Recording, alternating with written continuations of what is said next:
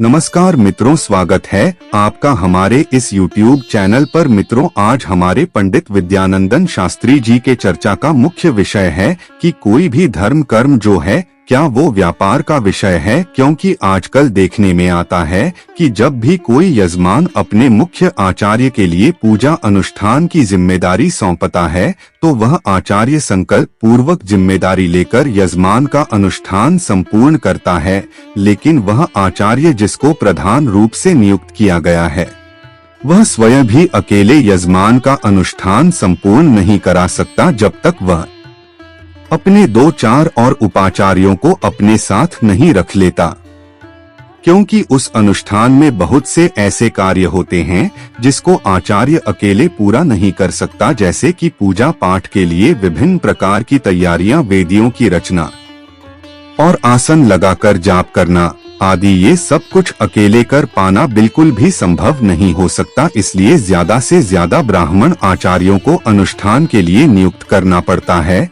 लेकिन जब भी दक्षिणा का विषय आता है तो सबसे पहले वही आचार्य जिसको अनुष्ठान की जिम्मेदारी सौंपी गई थी वही सबसे पहले अपने साथ वाले ब्राह्मण आचार्यों की दक्षिणा काटकर वह सबसे पहले अपना पेट भरता है। तो इसका क्या मतलब हुआ? क्या ऐसा करने से अपना या यजमान का भला हो सकता है?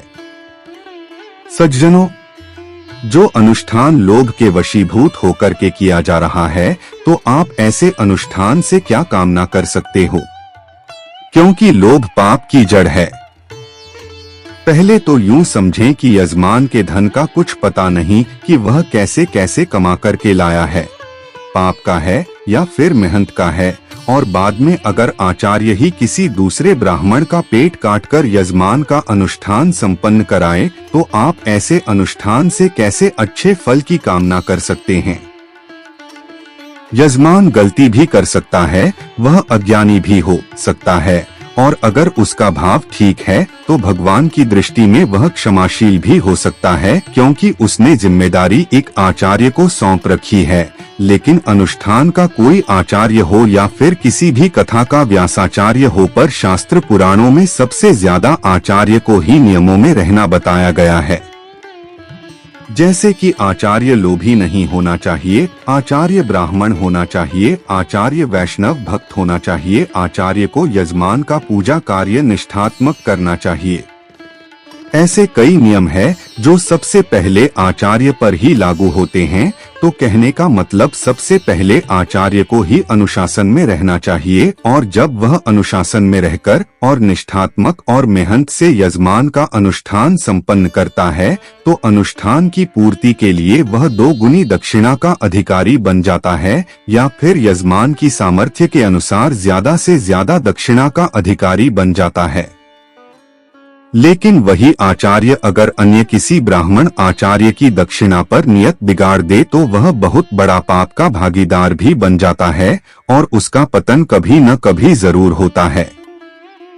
दूसरे का धन खाकर करके आज तक कोई सुखी नहीं हुआ। कहते हैं कि हमारे किए हुए पाप पुण्य ही हमारे सामने सुख दुख बनकर प्रकट होते हैं, इसलिए अपने धर्म कर्म को बिना लोभ के वशीभूत होकर करना चाहिए। जितना है नसीब में उतने पर ही संतोष करना चाहिए, पर किसी ब्राह्मण के पेट पर लात नहीं मारनी चाहिए। बेशक आचार्य की दक्षिणा 2 गुनी हो या फिर 4 गुनी, पर उसको अपनी दक्षिणा पर ही संतोष करना चाहिए, वरना उसको नरक में जाकर वो सजा मिलेगी जो आज तक मृत्यु लोक पर नहीं मिली। मृत्यु लोक पर मिलने वाली सजाएं तो केवल एक सैंपल है, पर असली सजाएं तो पापियों को यमलोक में मिलती हैं। तो कैसा लगा हमारा आज का ये वीडियो? अगर हमारा ये वीडियो आपको पसंद आया हो तो आप इस वीडियो को अपने मित्र बांधवों को जरूर शेयर करें, और हमारे इस YouTube चैनल को सब्सक्राइब करने के साथ साथ घंटी का बटन दबाना भी बिल्कुल भी न भूलें, ताकि ऐसे ही ज्ञानवर्धक जानकारियों के वीडियो सबसे पहले आप तक पहुँचे।